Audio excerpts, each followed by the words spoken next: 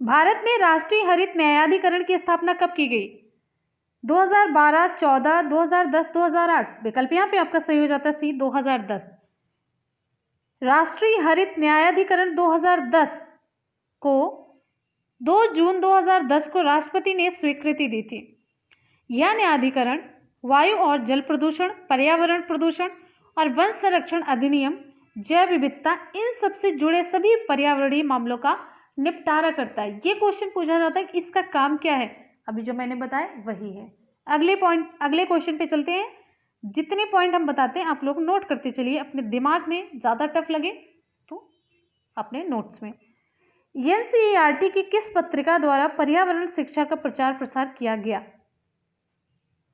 अगले क्वेश्चन पे आ जाते हैं। नेक्स्ट है आपका विकल्प यहाँ पे आपका सही हो जाता है बी, स्कूल साइंस।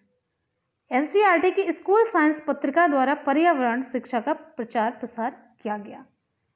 अगला क्वेश्चन आप सभी के लिए है, पर्यावरणीय शिक्षा का उद्देश्य क्या है?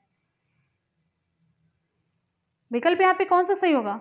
अब यहाँ पे ऑप्शन आपका सही हो जाता है पर्यावरण की सुरक्षा तथा संरक्षण।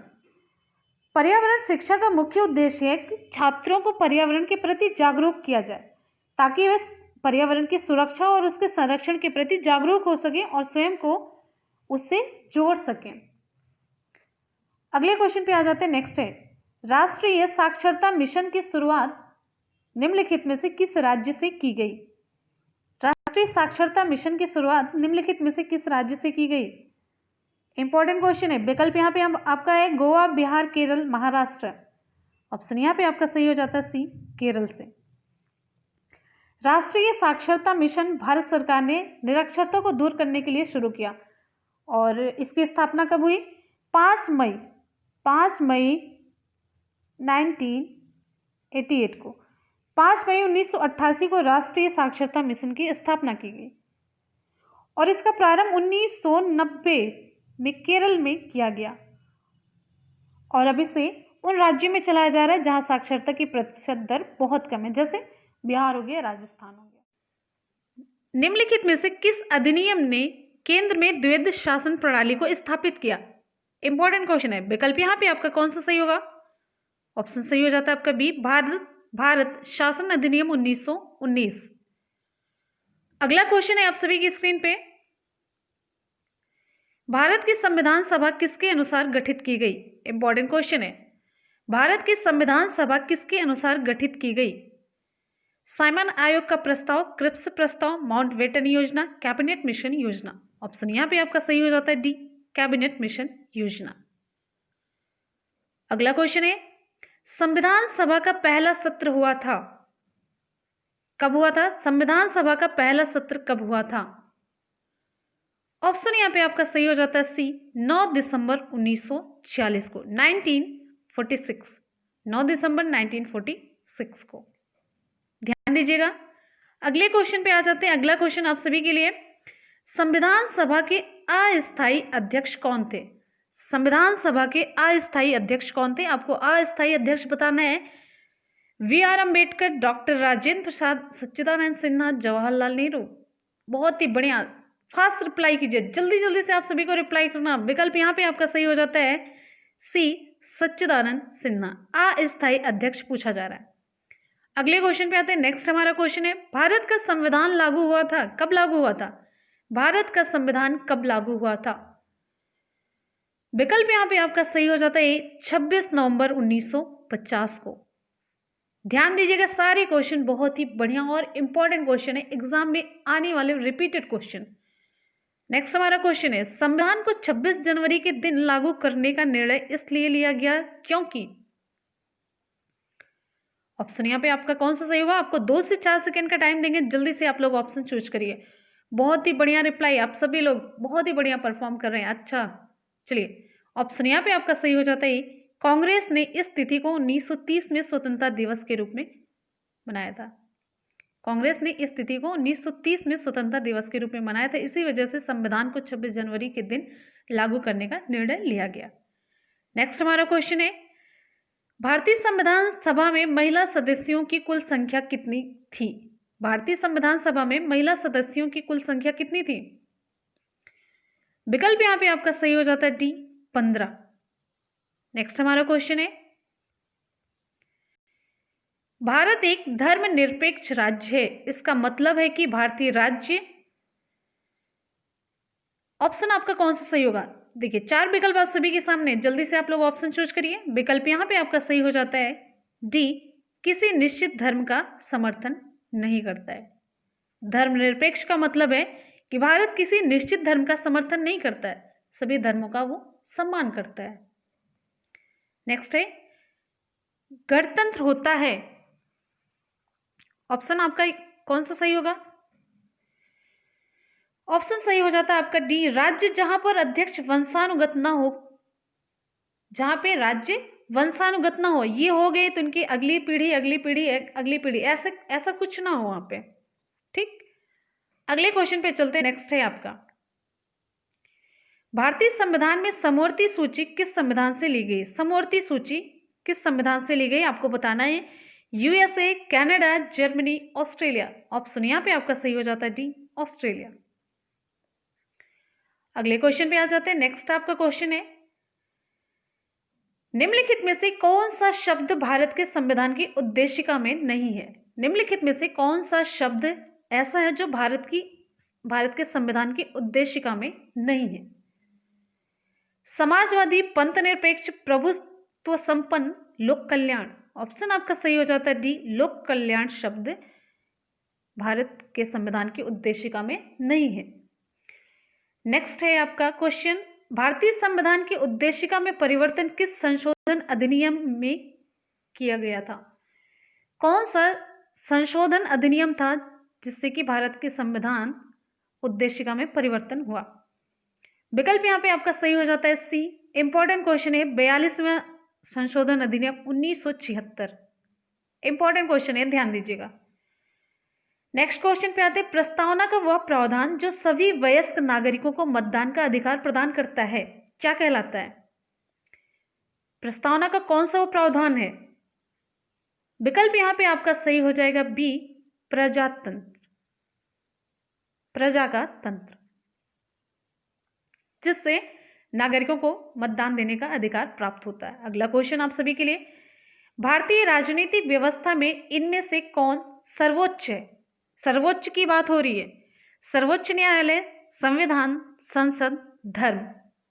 ऑप्शन यहां पे आपका सही हो जाता है बी, संविधान। अगला क्वेश्चन आप सभी की स्क्रीन पे, भारत में वैध प्रभुसत्ता निहित है किसमें? राष्ट्रपति में, न्यायपालिका में, मंत्रिमंडल में, संविधान में। विकल्प यहां पे आपका सही हो जाता है डी, संविधान में। भारत में वैध प्रभुसत्ता निहित है किसमें? संविधान में। ऑप्शन आपका सही हो जाता है यहाँ पे डी। नेक्स्ट इंपॉर्टेंट क्वेश्चन पे आ जाते हैं। नेक्स्ट है आपका, भारतीय संविधान में मौलिक कर्तव्य का विचार कहां से लिया गया? भारतीय संविधान में मौलिक कर्तव्य का विचार कहां से लिया गया? Important question. ऑप्शन यहां पे आपका सही हो जाता है सी, रूस के संविधान से। कहां से लिया गया? रूस के संविधान से मौलिक कर्तव्य का विचार लिया गया। अगले, भारत का संविधान लागू हुआ था, कब लागू हुआ था? इंपॉर्टेंट क्वेश्चन है, ध्यान दीजिएगा। भारत का संविधान, ऑप्शन आपका यहाँ पे सही हो जाता है 26 जनवरी 1950 को लागू हुआ।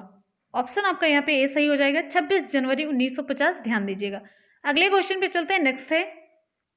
नेक्स्ट है संघात्मक शासन व्यवस्था को सर्वप्रथम किस देश ने अपनाया? संघात्मक शासन व्यवस्था पूछी जा रही है।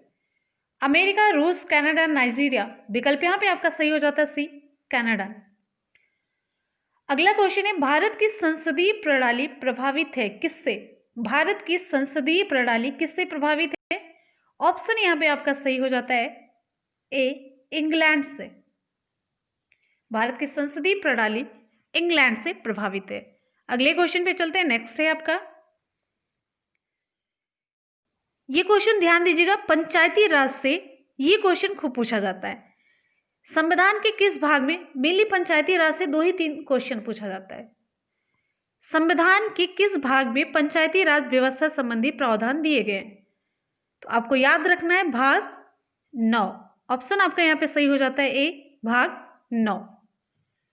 अगले क्वेश्चन पे चलते हैं। नेक्स्ट है, संविधान की किस अनुसूची में प्रत्येक राज्यों तथा संघ राज्य क्षेत्रों के राज्यसभा में स्थानों के आवंटन की सूची है?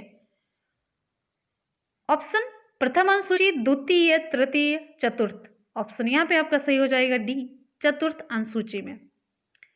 नेक्स्ट क्वेश्चन पे चलते हैं। अगला क्वेश्चन है, भारतीय संविधान की 11वीं अनुसूची संबंधित है किससे? भारतीय संविधान की 11वीं अनुसूची किससे संबंधित है? विकल्प यहां पे आपका सही हो जाता है पंचायती राज से। पंचायती राज से संबंधित है भारत की संविधान की 11वीं अनुसूची। ध्यान दीजिएगा, ये क्वेश्चन इंपॉर्टेंट है। अगले क्वेश्चन पे चलते हैं। नेक्स्ट है, संविधान के अनुच्छेद 1 में भारत को क्या कहा गया है? अनुच्छेद 1 में भारत को क्या कहा गया?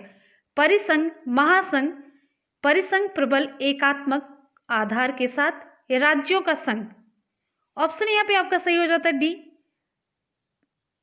भारत को राज्यों का संघ कहा गया है। संविधान के अनुच्छेद 1 में भारत को राज्यों का संघ कहा गया है। नेक्स्ट क्वेश्चन पे चलते हैं। अगला क्वेश्चन आप सभी की स्क्रीन पे, अध्यादेश जारी करने की शक्ति प्रदान करता है कौन सा अनुच्छेद? विकल्प यहां पे आपका सही हो जाता है सी, अनुच्छेद 123। अगले क्वेश्चन पे चलते हैं। नेक्स्ट है आपका, निम्नलिखित में से भारतीय संविधान के किस अनुच्छेद का उपयोग अभी तक नहीं किया गया है? किस अनुच्छेद का उपयोग अभी तक नहीं किया गया? ऑप्शन यहां पे आपका सही हो जाता है डी, अनुच्छेद 360। ये अनुच्छेद 360 किससे संबंधित है? आप लोग ये बताइए, चाहे जहां से खोज करके, बुक से, गूगल, विकिपीडिया, जो कुछ भी, आप लोग रिप्लाई कीजिए। आप लोग एक क्वेश्चन तैयार करेंगे, आप उसके साथ साथ आपके 2-3 क्वेश्चन तैयार हो जाएंगे। आपको ये क्वेश्चन बताया भी गया है, आप संविधान की पूरी डिटेल वाली वीडियो देख सकते हैं।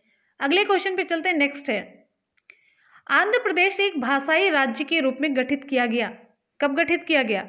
विकल्प आप सभी के सामने, जल्दी से आप लोग रिप्लाई करिए। विकल्प यहाँ पे आपका कौन सा सही होगा?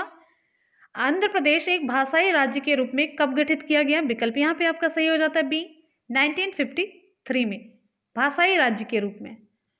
अगले क्वेश्चन पे चलते हैं। नेक्स्ट है, किस देश में दोहरी नागरिकता का सिद्धांत स्वीकार किया गया है?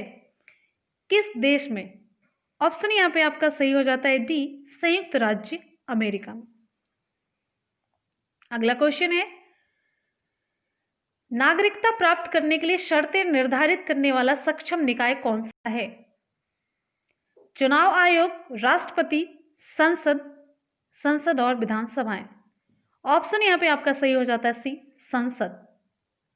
अगला क्वेश्चन है, भारतीय संविधान का कौन सा अनुच्छेद अल्पसंख्यकों को अपनी मनपसंद शिक्षण संस्थाओं के स्थापित और संचालित करने के अधिकार को संरक्षण प्रदान करता है? भारतीय संविधान का कौन सा अनुच्छेद अल्पसंख्यकों को अपनी मनपसंद शिक्षण संस्थाओं को स्थापित करने और उन्हें संचालित करने के अधिकार को संरक्षण प्रदान करता है? ऑप्शन यहां पे आपका सही हो जाता है डी, आर्टिकल 30, अनुच्छेद 30। नेक्स्ट है, धार्मिक स्वतंत्रता का अधिकार किस अनुच्छेद के द्वारा दिया गया है? धार्मिक स्वतंत्रता का अधिकार किस अनुच्छेद के द्वारा दिया गया? ऑप्शन यहां पे आपका कौन सा सही होगा? अनुच्छेद 25। ऑप्शन सही हो जाता है आपका सी, आर्टिकल 25।